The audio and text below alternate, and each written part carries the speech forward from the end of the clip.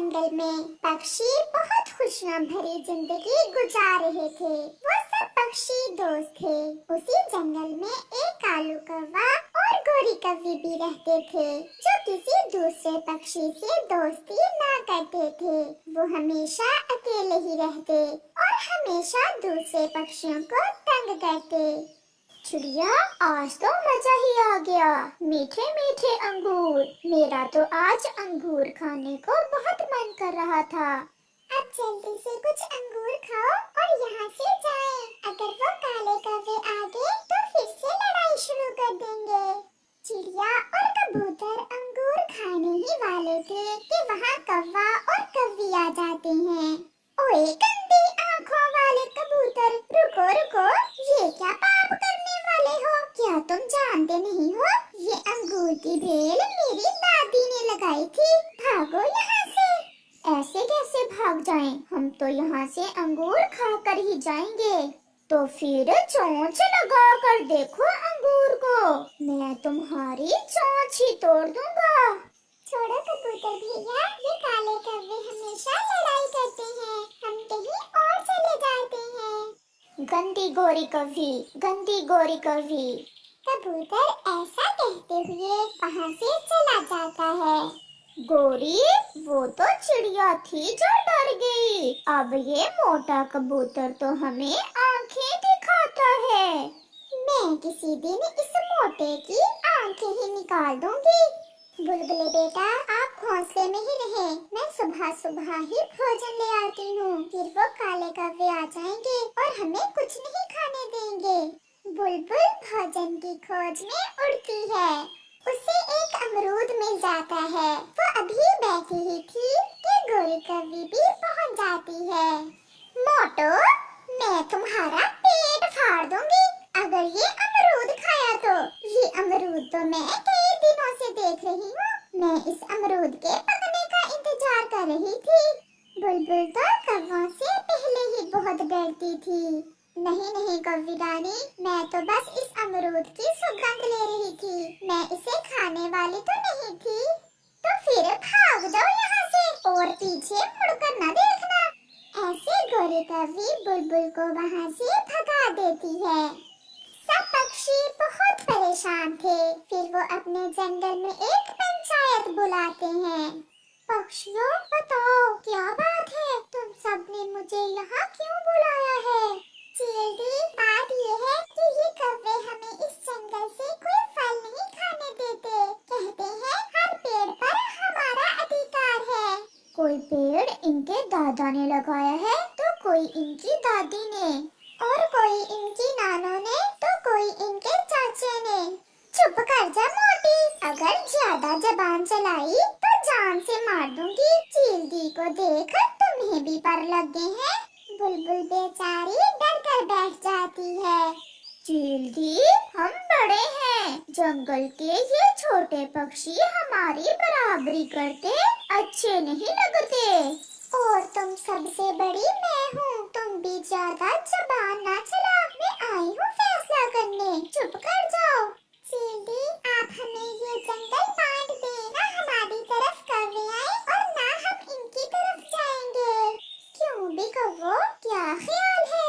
ठीक है, मगर जो पेड़ हमारे घर के आसपास है, जंगल का वो हिस्सा हम लेंगे। नहीं चींटी, ये न्याय नहीं है। सारे फलदार पेड़ तो वही है। जंगल का जो हिस्सा ये मांग रहे हैं।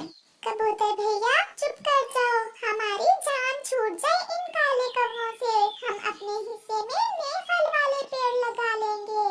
तो फिर ठीक है, इस बड़े पेड़ के उस तरफ का हिस्सा बाकी सब पक्षियों का और ये वाला हिस्सा कौवों का हुआ। अगर कोई पक्षी मुझे दूसरे के जंगल में फिरता नजर आ गया तो मैं उसे पहाड़ों पर ले जाकर मार दूंगी। हमें स्वीकार है। पागल फुद्दू पक्षी, सारे फल वाले पेड़ हमें दे दिए। ऐसे ही कुछ दिन गुजर जाते हैं। चिड़िया, कबूतर और दूसरे पक्षी सब मिलकर अपने वाले जंगल में नए फलदार पेड़ लगाते हैं। वो उन्हें नदी से पानी लाकर देते हैं। उनकी अच्छे से देखभाल करते हैं। चिड़िया, मैं तो ये सूखे दाने खा खा कर तंग आ गया हूँ। न जाने कब ये फल वाले पेड़ बड़े होंगे और कब हमें फल खाने को मिलेंगे। कबूतर भैया, आप देख लेना, एक ना एक दिन हम इन पेड़ों से फल खाएंगे। हमारी मेहनत बेकार नहीं जाएगी।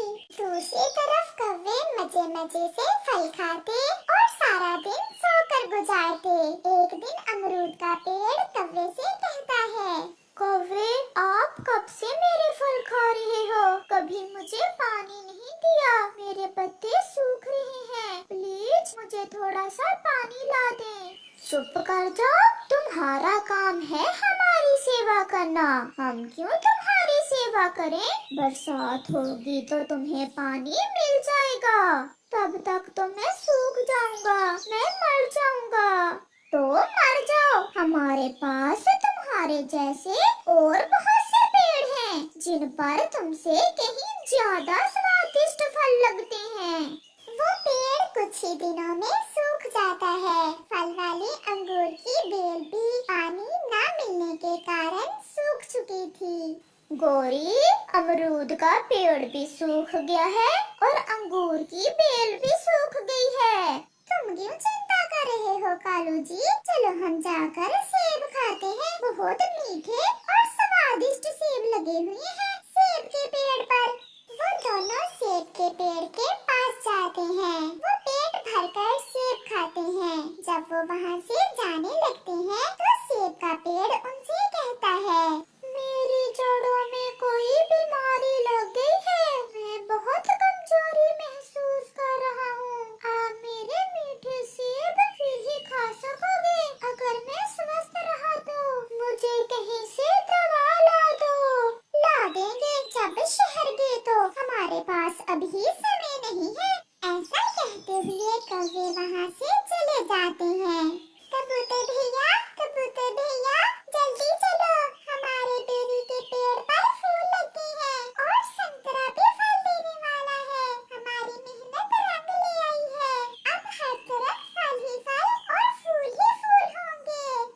पक्षी अपने पेड़ों को देखकर बहुत खुश थे। केले के पेड़ पर तो केले पक चुके थे। कबूतर भैया, देखा, अब हमारे पेड़ हमें फल देने लगे हैं। अब हमें कौवों का कोई डर नहीं है। चिड़िया, मैंने कल देखा कि कौवों के जंगल वाले हिस्से में तो कोई भी पेड़ नहीं बचा, सभी सूख गए हैं। उन्होंने पेड़ों को पानी जो नहीं दिया। फिर पक्षी मजे मजे से मीठे और पके हुए केले खाते हैं। वो सेब का पेड़ तो पहले ही कमजोर था। थोड़ी सी तेज हवा क्या चली, वो पेड़ तो जड़ से उखड़ जाता है। अब कौवों के पास खाने को कुछ भी नहीं था। उनका पूरा जंगल सूख चुका था। हर तरफ सूखा ही सूखा था। कालू, मेरे पति जी, अब क्या करें? हमारे पास तो अब खाने को कुछ भी नहीं बचा। क्या अब हम भूख से मर जाएंगे? गोरी, हमने पक्षियों से जंगल भी बांट लिया और अपने जंगल के पेड़ की सेवा भी नहीं की। ऐसा तो हमारे साथ होना ही था। फिर कौवा और कौवी रोने लग जाते हैं और अपने किए पर बहुत पछताते हैं।